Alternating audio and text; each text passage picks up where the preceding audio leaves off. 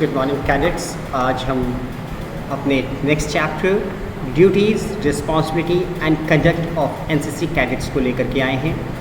तो इसको आज हम पढ़ते हैं। हम आपका मटेरियल जो है कल की तरह इसको एक बार फिर से देंगे और हमारा जो क्लासेस है ये 2 ही बार चलेगा वीक में, फ्राइडे एंड सैटरडे।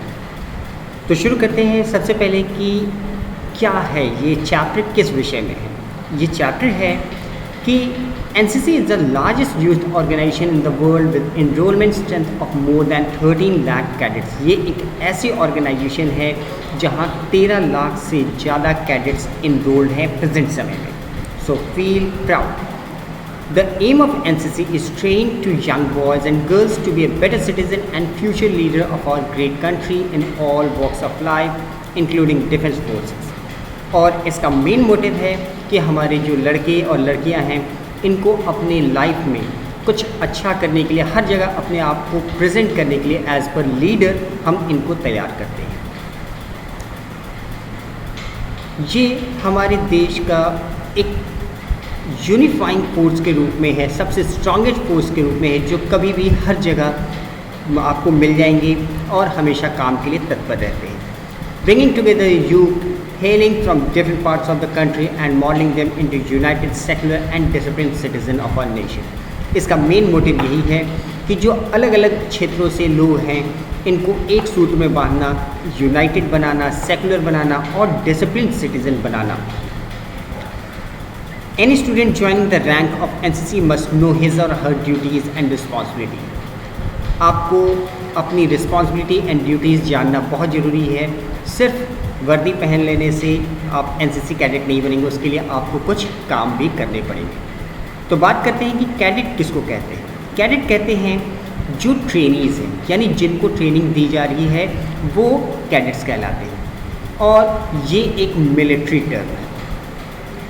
जो कैडेट्स हैं वो एनसीसी के एक अभिन्न पार्ट के रूप में हैं, जिसको 2 डिवीज़न में बांटा जाता है, SDSW और JDJW। आप लोग को पता होगा JDJW जूनियर विंग को कहते हैं और SDSW सीनियर को कहते हैं। यहाँ वही चीज़ दिया हुआ है कि SDSW represents cadet from college and universities and JDJW represents only schools.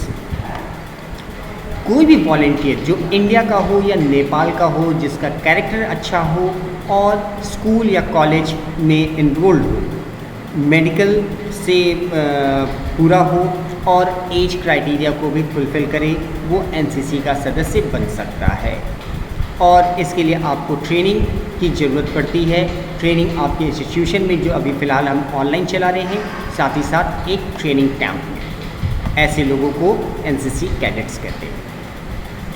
तो एक कैडेट बनने का एडवांटेज क्या है, हम क्यों कैडेट बनते हैं या किसी को कैडेट क्यों बनना चाहिए।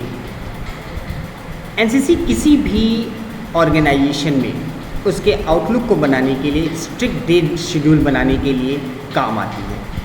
एक यूनिफॉर्म में जो आप नज़र आते हैं ये एक मेन स्ट्रीम से अलग होकर एक एक्स्ट्रा एडवांटेज आपको दिखाई देता है। यहाँ हम आपको कुछ पॉइंट्स दे रहे हैं, इन पॉइंट्स में आप सोचिएगा, आप अपने आप को अलग ज़रूर पाएंगे।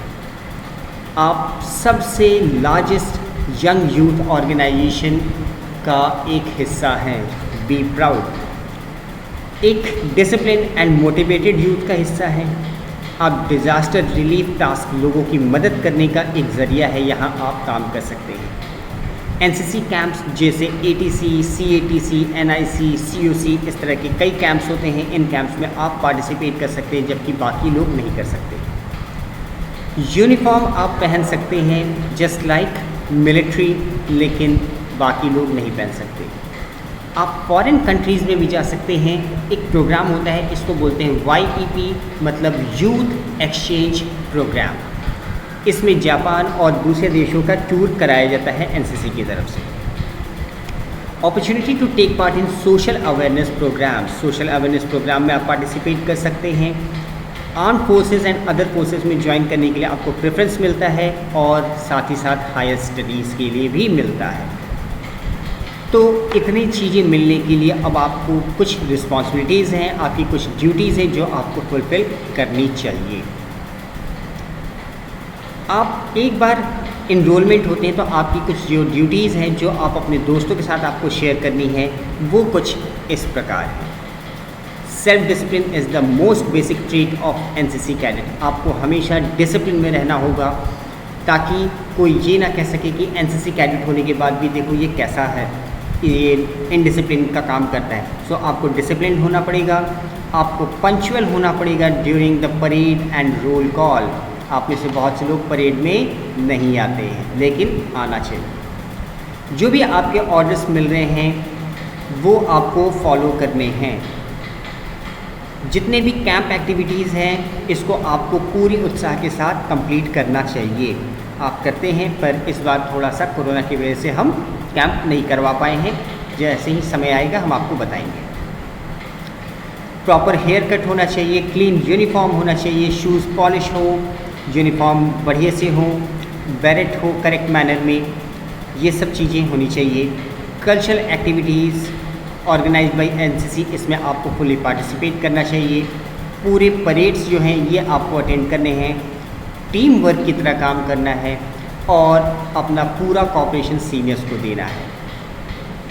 अब ये तो आपके जो कुछ टर्म्स हैं ये है ड्यूटीज़ क्या क्या करना होगा आपको।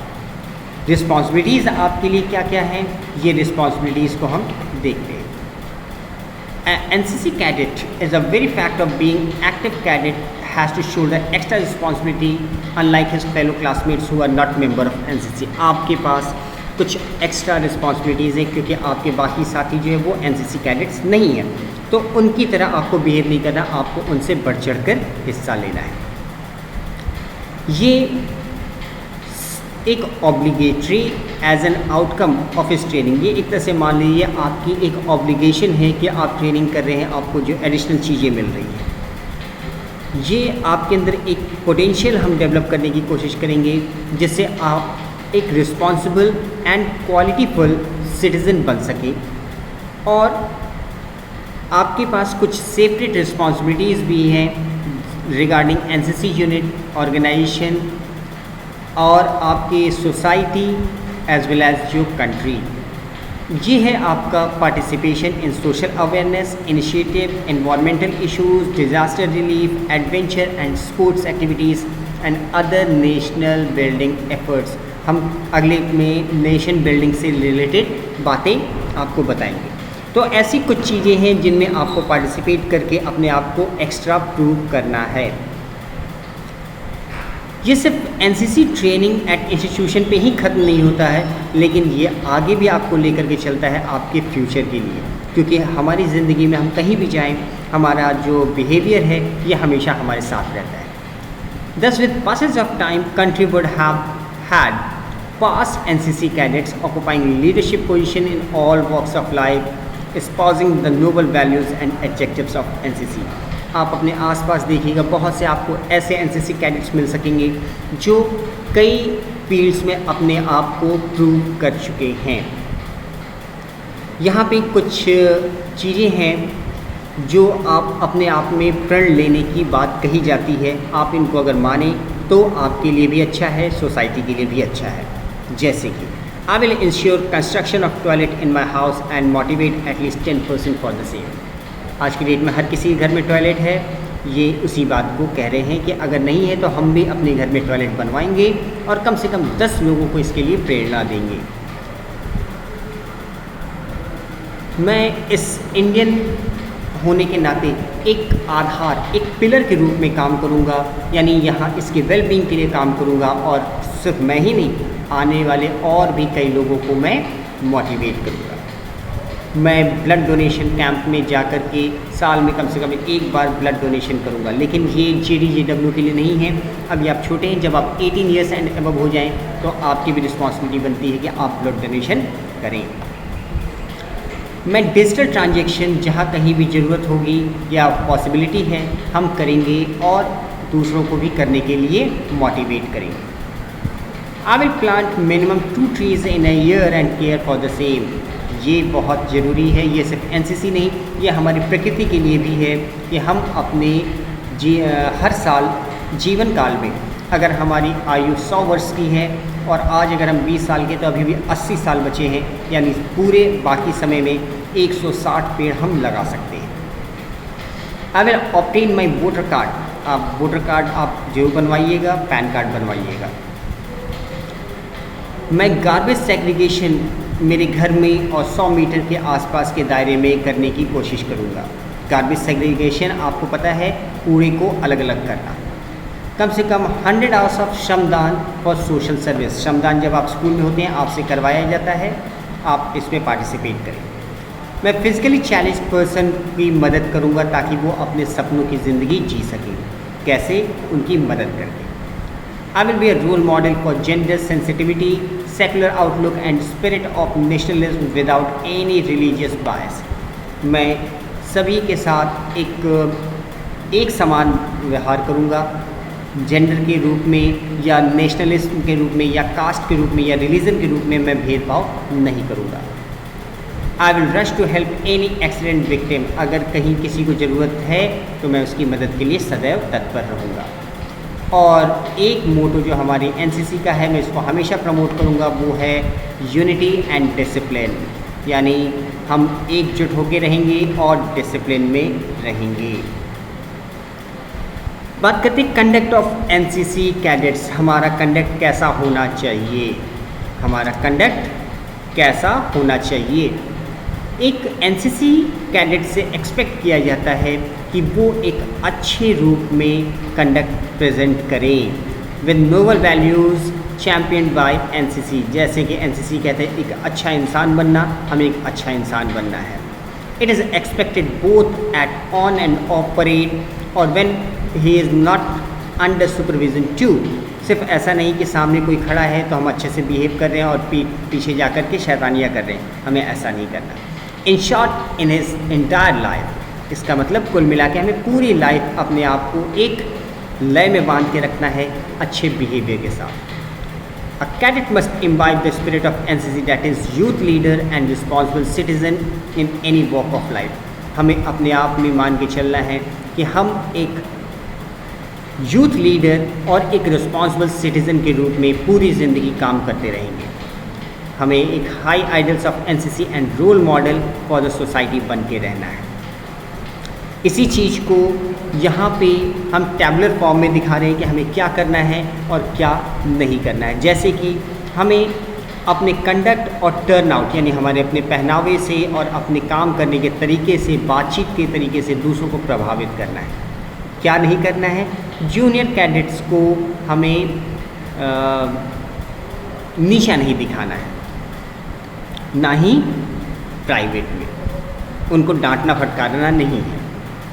स्ट्रॉन्ग लीडर बनना है, पॉजिटिव एंड मोटिवेटर फैक्टर बनना है और हमें अपने एनसीसी ऑर्गेनाइजेशन को ब्लेम नहीं करना, क्योंकि हर ऑर्गेनाइजेशन में कुछ अच्छी चीज़ें हैं तो कुछ कमियां भी होती हैं, लेकिन इसका मतलब ये नहीं है कि हम उन चीज़ों को हाईलाइट करें। ठीक है, जैसा ऑर्गेनाइजेशन है, एक परिवार में कुछ अच्छी बातें भी होती हैं तो कुछ बुरी बातें भी होती हैं, हमें उन सबको लेके चलना है। तो ये हमारे कुछ डू एंड डोंट्स हैं, ये आप देखिएगा। और जनरल कंडक्ट जो हमें एनसीसी कैडेट से चाहते हैं वो क्या है कि हमें पैट्रियटिक कमिटमेंट चाहिए कि हम नेशनल डेवलपमेंट के लिए काम करेंगे। डाइवर्सिटीज़ के फॉर्म में religion, language, culture, ethnic style, habitat, इन चीज़ों को लेकर के हम चलेंगे।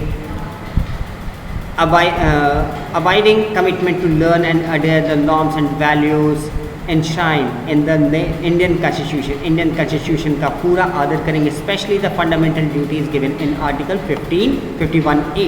आपने SST में पढ़ा होगा, एक आर्टिकल 51A है, हम इसका पूरी तरह से पालन करेंगे। Understanding the values of just and impartial exercise of authority to participate community development and other social awareness programs। ये सब चीज़ें अभी हम आपको बता चुके हैं, ये पॉइंट वाइज आपको दिए हुए हैं, ये आपको करना है। सो इन अ कंक्लूज़न हम क्या कह सकते हैं कि हमें क्या करना है? हमें एक अच्छा, सभ्य और एक अच्छे व्यवहार वाला नागरिक बनना है। अपनी लाइफ में डिसिप्लिन रहना है और सिर्फ ऑन द स्क्रीन नहीं, ऑफ द स्क्रीन भी, यानी न सिर्फ परेड में, न सिर्फ क्लास में, न सिर्फ स्कूल में, बल्कि अपने व्यवहारिक ज़िंदगी में भी आपको अपने आप को चेंज करना होगा। ताकि आप अपने आप को एक अच्छे तरीके से प्रेजेंट कर सकें, जीवन में आगे कुछ पा सकें और देखने वाला आपके जैसा बनना चाहे। इसी के साथ हम आज का ये छोटा सा सेशन यहीं समाप्त करते हैं। जय हिंद।